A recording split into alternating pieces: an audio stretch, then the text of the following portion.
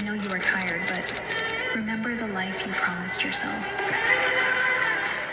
Hello you guys, welcome back to my channel, and if you're new, I'm so happy to have you here. In today's video, I'll be sharing with you an actionable plan on how you could change your life, start afresh, start a new chapter of your life, exit your lazy girl era, and actually start living the life that you want. By the way, if you want to see a lot more lifestyle glow up videos just in time for the new year, I will have it linked in on the screen and down below, so you can go ahead and check it out. I have so many videos from elevating your life to elevating your shower routine, hobbies that you need to try for the new year, as well as my goals and intentions for the new year in case you need some inspo. You guys know that I love a list and a plan, and I'm going to be sharing with you things that only you will be able to answer, because this is all about you. And my answers and my things are going to look a little bit different from what yours are going to look like. So when it comes to changing your life and actually starting to live the life that you want, it incorporates actionable steps for self-improvement while still being practical at the same time. And it needs to be practical, otherwise you will not be motivated to do it. You will fall off the wagon before you even start, and you'll find reasons and excuses as to why you can't make it happen. So first up is to set the foundation and find out your why. Your why is going to look different from my why, but I'm going to give you some ideas and examples from my own life. If you don't have a reason for your why, or why you want to change your life, or why you want to do the things that you want to do, then you're not going to have a plan, you're not going to be motivated to do it, and then you'll just always be stuck doing the same thing over and over and over. You'll be lazy, and I'm sorry to say it, because if you have to change your life and if you want to change your life, you can't just be sitting around. You can't be lazy, you can't be lounging around. You need to be doing things. You need to be following these steps in order to change your life and start doing the things that you want to do. If you don't know where to start with 3 things, at least 3 whys that you have in your life that is really calling out to you, that you feel really inspired and passionate about. So one example is that I want to look and feel my best. I want to lose a little bit more weight because I want to feel more confident, and I want to make my health as a priority. Another one of my whys are having hobbies and living my life.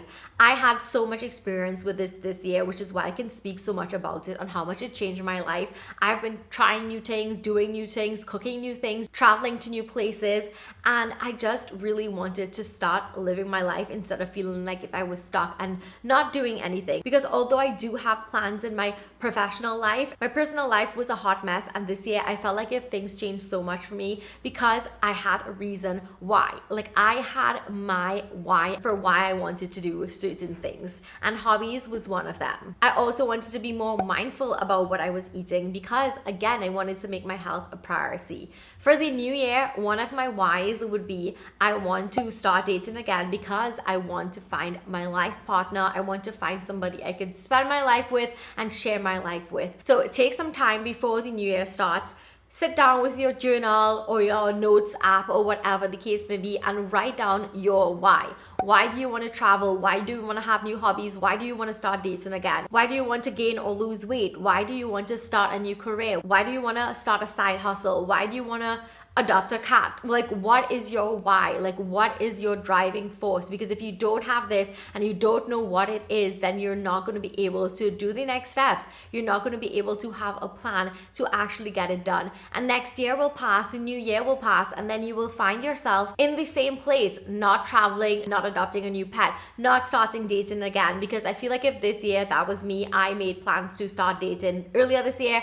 I did date and then I stopped because I did not really have a true why. Like I was just like, I don't really want this year. I don't really have the inspiration, the motivation to want to date. And I feel like if next year, if I'm to find a life partner and find the love of my life, I need to have the reason why I want to do it to make me feel motivated in times when I'm just like, okay, I'm not going to be dating anymore. And that leads me to my next step, which is having a plan. A great example is that earlier this year, I was mentioning all the time that I wanted to get my 10K steps in. Why? Again, because I felt like if I was living a very sedentary life and I was not happy with it. So I did end up getting a walking pad. You guys, I have been walking consistently for I think 18 days now.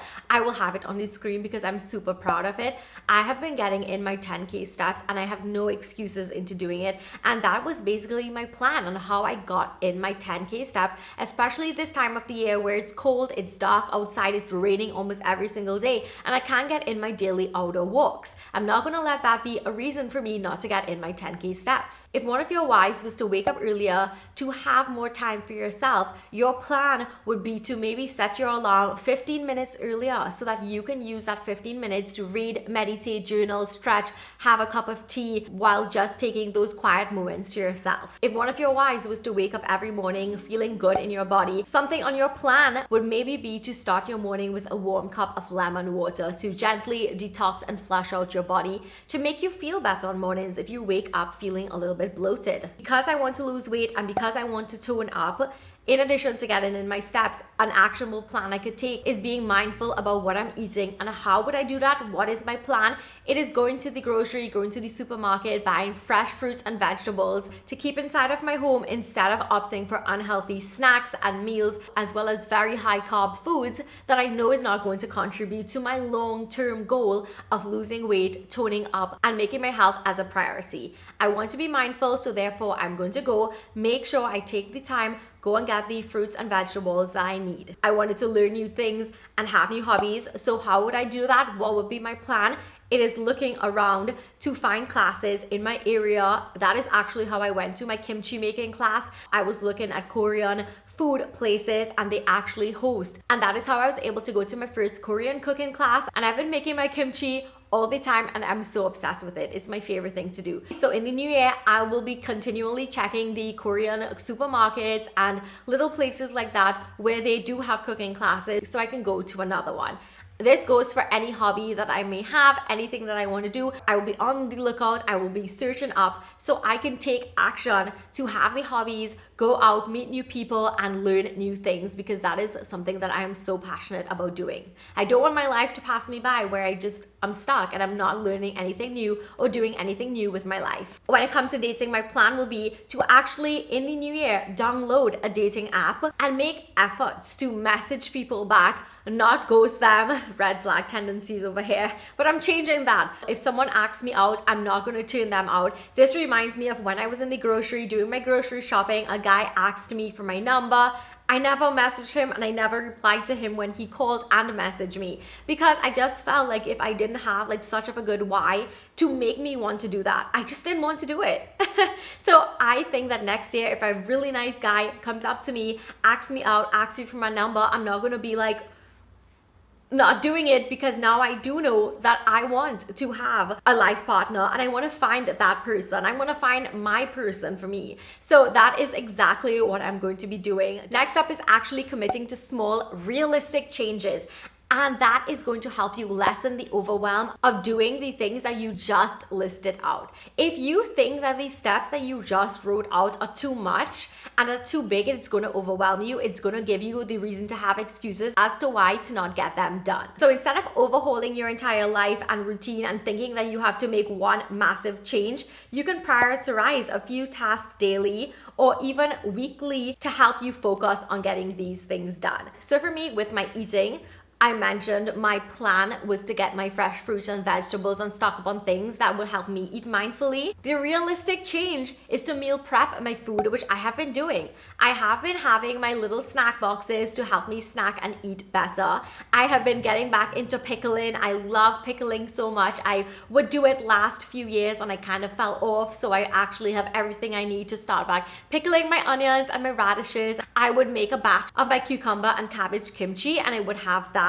And that has been so instrumental in me not eating nonsense while I'm home, not binge eating, not feeling like if I am just hungry all of the time, because I am nourishing my body. I had my why, I made my plan, and now this was the small realistic change. It's not like if I suddenly decide to go on this really strong diet. No, I am making my eating habits realistic. I'm doing things where I wouldn't feel overwhelmed that will then lead to avoidance and I would just end up eating nonsense.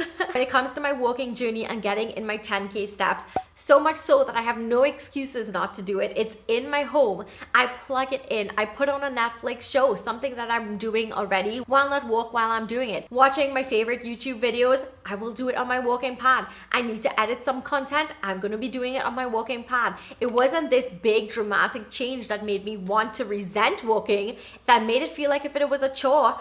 I literally incorporated with something that I'm already doing so that I could do both things at the same time, enjoy my walk and feel accomplished when I'm getting in my 10K steps daily. I also make sure and use my Fitbit to help me stay accountable and keep track of my steps. I also have all of my socks in one area, so whenever I'm ready to walk, I can just slip on my socks and I just press the remote and start walking. It is so simple, and it was a great and easy, realistic way that made me start walking, love walking while getting in my 10K steps.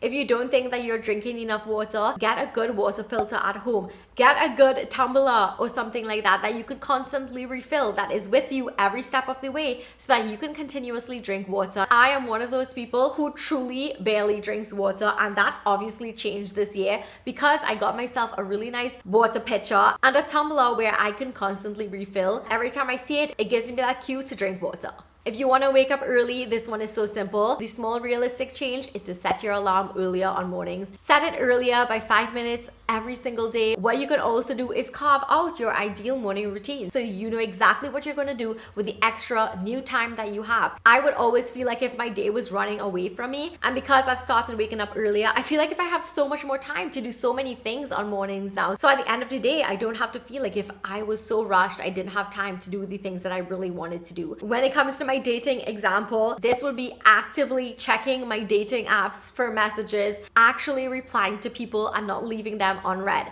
saying yes when people ask me out and going on dates, putting in effort to conversations. These are simple steps. I can do it. I don't have to feel overwhelmed. Nobody is saying to go marry someone that you now meet. No. Small, realistic steps to help me with my bigger goal, my bigger why of finding my person. Something for me that I also want is that even though I am getting in my 10K steps, I want to still have about 15 minutes of actual moving my body through some kind of workout. So for me, my small realistic step will be putting on a 10-minute YouTube video every evening. I can do my 10-minute workout and then I can hop on my walking pad and get in my steps. It is realistic. It is not burdening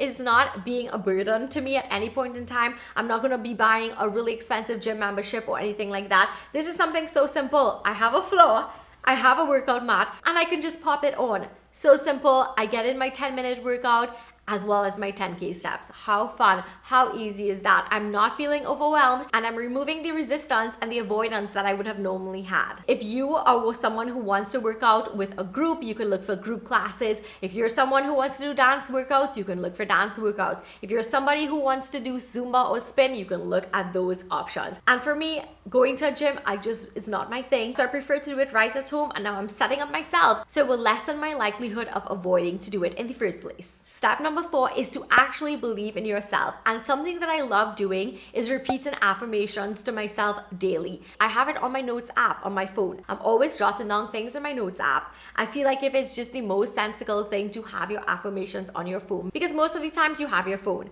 I would go into my affirmations, I have it pinned to the top, and I would literally take some time, repeat it to myself, say it silently to myself. So this will definitely inspire me, refocus me, and ground me. You can have simple affirmations like I am healthy, I have lost weight, and my body looks so good, I feel so confident. Or you could say something along the lines of I'm worthy and deserving of finding my life partner, I'm deserving of money, I'm deserving of all the wealth and opportunities. This is not something to be ashamed about.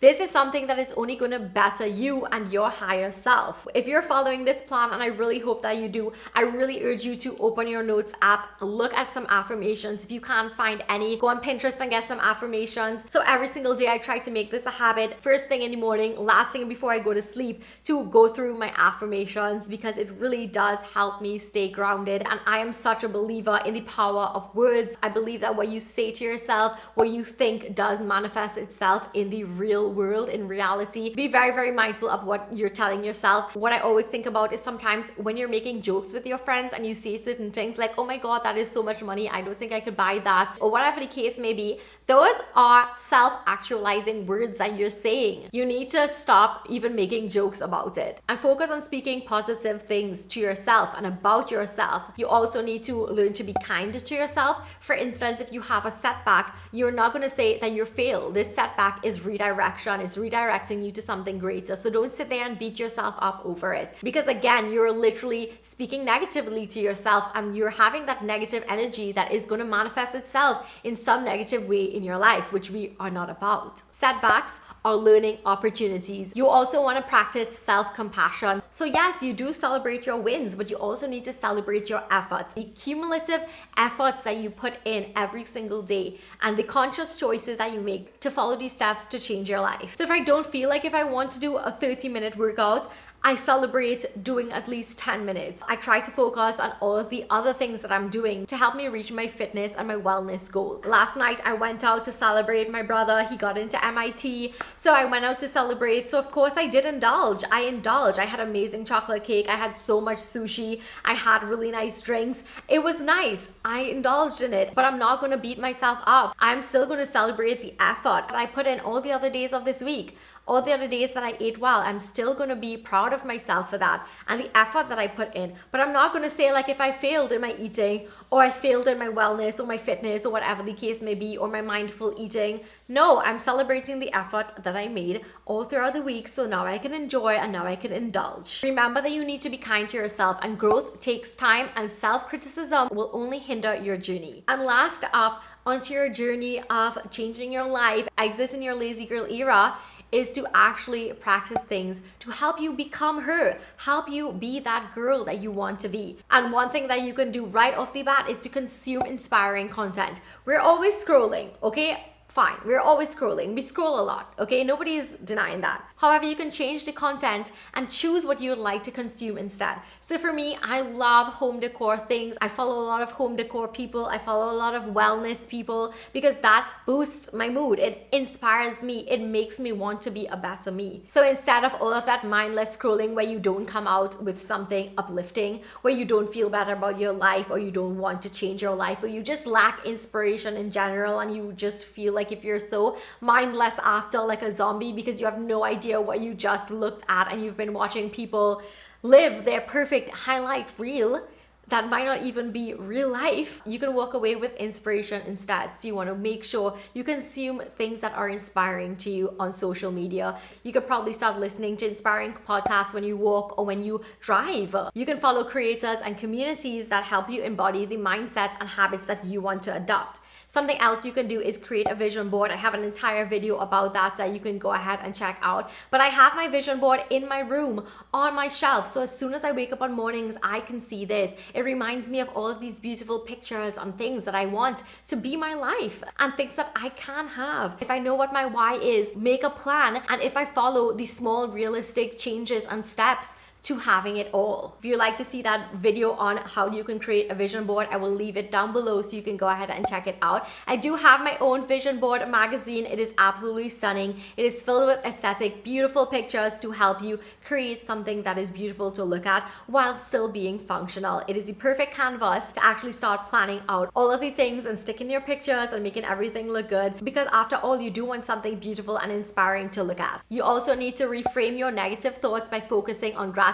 and things that are going well for you. Something that always helps me is my affirmations. Whenever I feel like if my life sucks, I have my affirmations I look at. I have my vision board that I look at. I have my vision board on my phone that I look at. So every time I open my phone, I can see all of the inspiring pictures and dreams that I have for myself. You want to also stay consistent. Keep looking at your why, rewriting it and changing it if you need to, because life is fluid. You don't have to be stuck. You don't have to feel like if you can't move on. If your priorities and your life changes, you also want to make sure and look at the steps to your why. What is the plan that you have? Maybe you need to alter your plan and tweak it a little bit. So if you need to, you can always reevaluate what you wrote down, reevaluate your priorities, see what you want or no longer want. And you need to review it, celebrate small wins, as well as be consistent with it. And like we mentioned earlier, all of these are small, realistic changes that you can do so that you don't feel overwhelmed and you won't have that avoidance tendency that tends to creep up ever so often.